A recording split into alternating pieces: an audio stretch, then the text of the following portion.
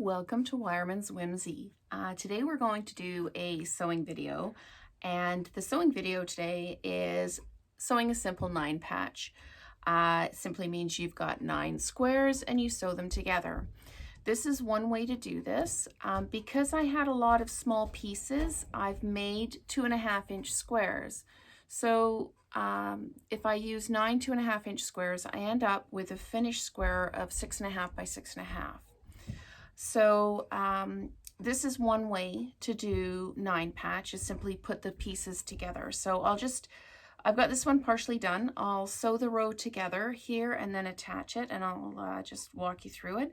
I'm using a scant 1/4 inch seam, and when you start, make sure that you're holding your thread ends so that you don't end up with a nest underneath.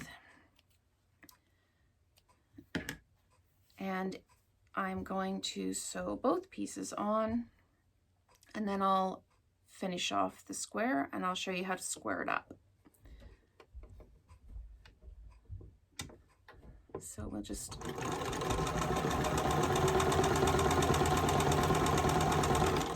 sew that second piece there.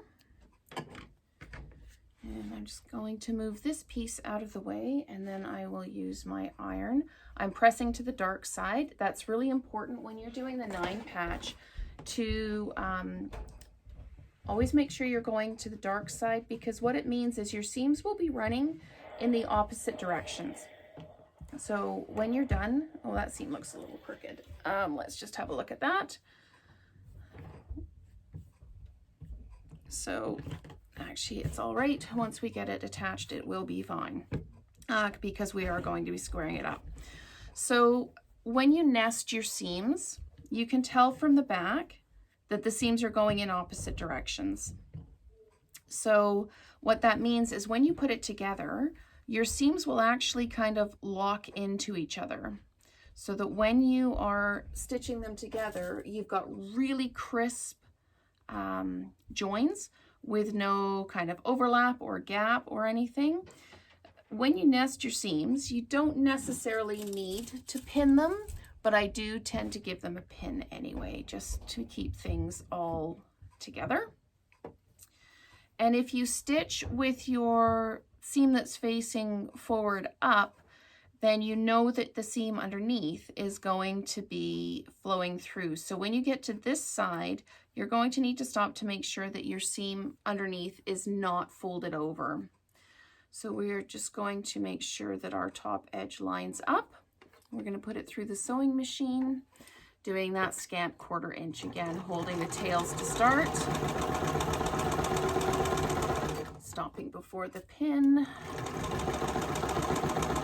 And with this one, I need to get just close enough, then lift up the presser foot, make sure everything's straight underneath, run up to the pin, and then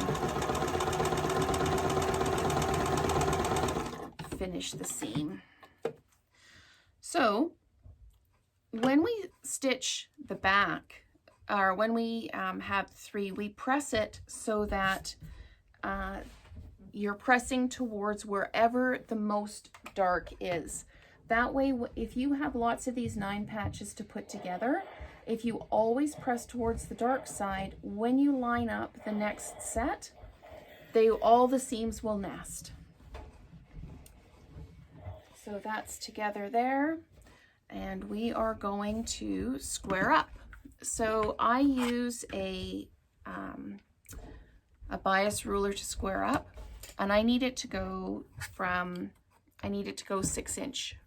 6.5 inch by 6.5 inch. So I line it up so that it's at the 6.5 in the corner there. And what it tells me is that I've just got a little bit of extra here. I'm just going to stand up. It's easier for me to line up the rulers and hold them when I'm standing up. So that's that. And you can tell if it's straight if your cross piece is going right through your joins. So then you just trim that edge off there. And you can do 2 edges at once if you want. I tend to do 1 edge at a time just to make sure that I'm not going off anywhere. And this one I can just trim a little bit off. Then we come around here, and now we should be bang on 6.5 on this side. And if there's any extra little edges that need to come off, then we just do that. And I'm now pretty much squared. I've just got the little edge there. So that is your 9 patch.